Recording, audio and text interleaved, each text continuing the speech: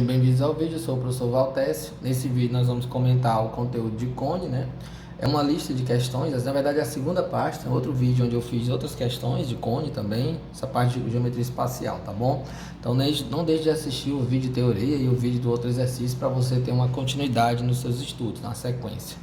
No caso aqui, por isso que eu já começo da quinta, tá bom? No primeiro vídeo eu já fiz 4 questões. Então vamos lá. O cone circular reto, né? Um cone circular reto tem altura 8 e raio da base medindo 5 centímetros. Qual é a sua área lateral? Olha só, em centímetros quadrados, né? Qual é a sua área lateral? No caso aqui ele quer em centímetros quadrados. Ele quer a área lateral. A área lateral do cone, eu até expliquei no outro vídeo como que você chega nessa expressão. É uma expressão da seguinte forma: π vezes o raio vezes a geratriz. Na verdade, a área lateral do cone vem da área de um setor circular. E ela tem uma semelhança, parece uma fatia de pizza, vamos dizer assim, tá bom? Então, quando você tem a geratriz e você tem esse arco aqui sendo o comprimento da circunferência da base, que no caso seria 2πr. Então, isso seria a área lateral desse cone aqui. Então, no caso aqui, para facilitar, eu até coloquei uma imagenzinha de um cone só para você identificar os elementos, altura, geratriz e raio, né? Foi me fornecido aqui a altura sendo 8 e foi fornecido também que o raio da base é 6. E aí, no caso, para calcular essa área lateral, eu preciso do raio, ok, eu já tenho o raio, mas eu também preciso da geratriz, que não foi fornecido no texto. Agora, observando esse desenho aqui, como é um cone circular reto, tem aqui a altura formando 90 graus com a base inferior, você percebe que você tem entre esses três elementos uma relação pitagórica. Ó. A altura, geratriz e raio formam exatamente um triângulo retângulo, onde a altura e o raio são os catetos e a geratriz é a hipotenusa. Então, você vai calcular essa hipotenusa através da relação de Pitágoras. Como aqui é um 6 e um 8, esse resultado é bem coincidente. A gente vai encontrar que ele é 10, tá bom? Eu sou de onde é que saiu 10? A gente vai já ver o 10 aqui. Então, ó, a altura ao quadrado mais raio ao quadrado igual a geratriz ao quadrado. Lembrando que essa geratriz funciona como a hipotenusa. Então, o 8 ao quadrado, que é a altura, vai ficar 64. O raio ao quadrado, que é o 6, vai ficar 36. Então, somando aqui no caso está 100. Então, a geratriz tem que ser ao quadrado igual a 100, ou seja, a geratriz tem que ser a raiz de 100, que a gente já sabe que é 10, tá bom? Esse terno pitagórico aí, essa sequência aí 6, 8 e 10, é um triângulo retângulo bem explorado, bem comum. Então vamos lá, para calcular a área lateral é só usar essa expressãozinha aqui. Professor, mas de onde que veio essa expressão? Essa expressão eu deduzi no vídeo anterior, tá bom? Onde eu comentei as questões da primeira parte, eu inclusive demonstro de onde que surge essa expressão aí. Então, substituindo aqui o que a gente já tem, a gente tem o raio sendo 6 e a geratriz sendo 10, que a gente acabou de encontrar. Então, 6 vezes 10, 60 π. E no caso aí, centímetros quadrados. Aí, olha uma coisa interessante. Como no texto ele fala qual é em centímetros quadrados sua área total, ele nem colocou nas alternativas, mas ele afirmou aqui que era em centímetros quadrados, tá bom? Então, já está no texto que é centímetros quadrados. No caso, 60 π centímetros quadrados, letra E. A questão seguinte já é uma questão um pouco mais interessante. Inclusive, eu coloquei essas imagens na questão inicial, no problema inicial não tinha essas imagens. Coloquei para quê? Para facilitar a explicação, mas o aluno teria que ter esses entendimentos de construir essas imagens, tá bom? Então, tem um copo de papel, até podia ter colocado de cabeça para baixo, né? Ou, desculpa, a base para cima, né? Em formato de um cone, é formado enrolando-se um semicírculo. Então, o que é um semicírculo? É exatamente a metade de um círculo. Eu coloquei aqui, ó, um semicírculo que tem raio igual a 12. Então, esse raiozinho aqui, ele diz que é 12 centímetros. O que ele quer saber é o volume do copo, aproximadamente. Olha o que é que vai acontecer. Percebam aí. Como você tem aqui esse raio igual a 12, com ele você consegue calcular a distância desse comprimento aqui, desse arco. Por que vai ser importante isso? Porque com esse comprimento aqui, ele vai coincidir com o comprimento da circunferência da base do cilindro, ou desculpa, do cone. Como assim, professor? Quando você enrolar ele, você vai encontrar esse cone e esse giro que vai acontecer, que eu estou marcando aqui de vermelho, que é exatamente o comprimento da circunferência da base, ele coincide com esse semicírculo aqui, ó, com o arco desse semicírculo. Aí vamos devagarzinho aqui. Então, como que eu vou encontrar esse comprimento aqui? Esse comprimento é 2π vezes o raio correspondente, que no caso é 12. Então, seria, desculpa, a metade, tem que colocar aqui, a metade de 2π vezes 12. Por quê? Porque se eu coloco 2π vezes o raio, eu encontro o comprimento total. Como eu só tenho a metade da volta, então eu tenho que dividir por 2. Então, na verdade, é tudo isso dividido por 2. Quase que eu esqueci de dividir por 2. Então, 12π aqui dividido por 2, vai ficar aqui, ó, só 12π, né? Esse 12π coincide com essa volta aqui, ó. Aí, por que é interessante saber disso? Ó? Esse arco aqui corresponde a 12π. Ora, eu preciso saber quem é o raio da base do cone. Não é esse mesmo R, vou até colocar um Rzinho aqui. Vou colocar um Rzinho minúsculo, pronto. Eu preciso descobrir esse raio dessa base do cone. Como que eu vou fazer isso? Usando novamente a mesma expressão, 2πr, só que agora eu vou pegar esse 2πr e vou igualar com o 12π. Porque eu já sei que esse comprimento vale 12π. Então, com essa informação, ó, eu vou encontrar que o R é 12π dividido por 2π. Quando eu simplificar, vai ficar 6. Então, isso indica que o raio da base desse cone, do cone original, esse raio aqui, que eu coloquei esse R minúsculo, é igual a 6 centímetros. Aí, vamos raciocinar um pouco mais. Olha para esse semicírculo. Quando você enrola, você fizer assim, você dobrar esse papel para gerar o cone, né? Esse copo de papel aí, essa distância aqui, que eu vou até colocar aqui com esse verdezinho aqui, que é o raio desse semicírculo, ela vai coincidir com essa distância aqui, que no caso seria a lateral, que a gente chama de geratriz do cone. Então, a gente sabe que a geratriz vai ser 12. Então, eu sei que a geratriz é 12. E para calcular o volume do cone, eu preciso da área da base vezes a altura. Então, eu já tenho o raio, eu já tenho a geratriz. O que eu não tenho é a altura. Essa alturazinha do cone aqui, ó, é o que eu preciso encontrar. Essa altura aqui, para fechar o meu problema aqui e conseguir calcular o volume. Toda essa parte aqui é só para chegar nessa altura, tá bom? Então, no caso, como que eu vou encontrar a altura? Assim como eu fiz no problema anterior, usando o raio e a geratriz, usando Pitágoras. Então, como é que vai ficar aqui? Vai ficar... Vou ver se eu consigo fazer aqui embaixo. Pronto. A altura ao quadrado mais raio ao quadrado igual a geratriz ao quadrado. A altura eu não sei quanto é. O raio é 6 ao quadrado. E a geratriz eu sei que é 12 ao quadrado. Estou observando aqui para não cortar a imagem. Subir um pouquinho mais. Pronto. Então, a altura ao quadrado vai ser igual a 12 ao quadrado, que é 144, menos 36, que é 6 ao quadrado. Então, subtraindo aqui, vai ficar 108. 108. Então, a altura é a raiz quadrada de 108. Só que 108 é 3 vezes 36. 3 vezes 36, tá bom? Fatorando aqui é 3 vezes 36. E 36 é um quadrado perfeito. Então, a raiz quadrada de 36 vai sair, que é o 6.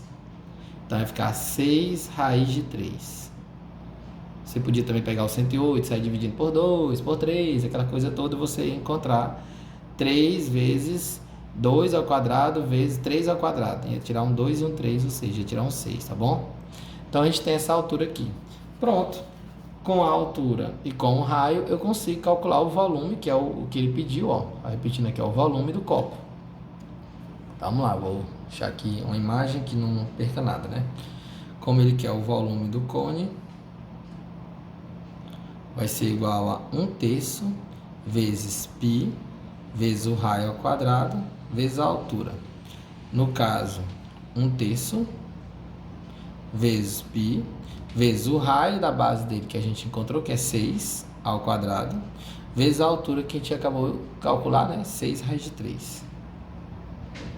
Então, fazendo essas continhas, vai ficar π vezes 6 ao quadrado, 36, vezes o outro 6... Ah, não, desculpa. Eu vou simplificar esse 6 aqui, eu vou dividir ele por esse 3 aqui. Então, 6 dividido por 3 vai ficar 2. Aqui eu vou colocar um 2, tá bom? 2. E a raiz de 3, eu vou colocar uma aproximação de 1,72. Vou trabalhar com essa aproximação. Desculpa, eu podia até ter colocado também logo a aproximação do π, 3,14. Então, passando a limpo aqui para ficar melhor. O π eu vou colocar que é 3,14. O 36, que é o 6 ao quadrado. O 2, que é o 6 dividido por 3, ficou 2. E a raiz quadrada de 3, para quem tem dúvida, ó, raiz quadrada de 3, ó, uma aproximação aí de 1,73. Eu vou colocar 1,73, muita precisão mesmo. Professor, e se fosse no Enem? Se fosse no Enem, essas aproximações poderiam ser fornecidas na questão. Se você colocasse, por exemplo, 1,7, você não ia errar o problema. Você não ia deixar de marcar a alternativa correta. Então, esse vai ser o produto que eu vou fazer. Vamos lá. Vou fazer aqui um produtozinho. Acho que é um pouquinho torto aqui cada posição que eu estou escrevendo aqui. Vamos lá. 3,14 vezes 36 vezes 2 vezes 1,73. Quando você fizer essas continhas, ó, deu 391, certo? Como ele pediu aproximadamente, olha só o texto, aproximadamente, a gente vai marcar na alternativa letra A, 390 centímetros cúbicos, tá bom? A gente contou 391, mas não tem problema nenhum. É só eu melhorar aqui a questão da imagem para o aluno ver aqui direitinho. Pronto. Então agora vamos para o problema seguinte. Esse é um problema onde você tem uma esfera escrita em um cilindro, tá bom? Então você vai ver que é um problema bem interessante da parte de geometria espacial. Eu ia colocar ele por último, aí deixei por último um problema aqui de cone com semelhança, né? Mas não tem problema não, às vezes surgem outras questões dentro de outras listas, né? Eu não quis tirar esse problema aqui que eu achei ele bem interessante. Ele fala de uma esfera de raio R, então vou botar aqui o raiozinho da esfera, certo? Vou colocar esse Rzinho aqui dentro da esfera, tá bom? Está inscrita num cilindro circular reto. Se ela está inscrita, ele quer dizer que ela está tocando ele em todos os sentidos. Então, para cá também tem R, para cima também tem R, para baixo tem R. Logicamente que assim, o raio da base do cilindro também vai ser o mesmo raio da esfera, certo? E aí ele chamou de VE o volume da esfera e VC o volume do cilindro, conforme a figura abaixo. Tal. O que ele quer saber é a razão entre os dois volumes, do cilindro e da esfera. Então ele quer saber quanto vai ser o volume do cilindro dividido pelo volume da esfera. É como se fosse assim, quanto um está para o outro. Então o que a gente vai fazer é o seguinte, a gente vai colocar as expressões aqui e dividir. Quem vai ser o volume do cilindro? Π vezes o raio ao quadrado vezes a altura. Acho que eu estou escrevendo com a letra muito pequena, deixa eu tentar caprichar mais. Π vezes o raio ao quadrado vezes a altura. Como a altura desse cilindro corresponde a 2R, vou logo colocar aqui 2Rs. Ó. Então a gente vai encontrar que o volume do cilindro vai ser π, nesse caso aqui, π vezes 2 vezes R ao cubo. Essa é a expressão do volume do cilindro. Bom? E no caso, o volume da esfera. Vou colocar aqui um pouquinho mais embaixo. O volume da esfera é a área da é 4πr ao cubo sobre 3. O volume da esfera é essa expressão que é importantíssimo o aluno ter esse conhecimento. Qual é o volume da esfera? 4πr ao cubo sobre 3, tá bom? Eu vou até falar a área da base aqui no embalo. Então, olha o que vai acontecer. Quando você dividir o do cilindro pelo da esfera, como é que vai ficar? Eu vou só aproveitar aqui em cima. Quando você dividir, vai ficar π vezes 2 vezes r ao cubo, dividido por 4πr ao cubo sobre 3. Ora, divisão de fração, o que é que você faz? Você conserva a primeira. Sempre que eu botei o 2 na frente do π, não fazia diferença nenhuma, né? E multiplica pelo inverso da segunda. Então, o 3 que estava no denominador, ele subiu. E o 4πr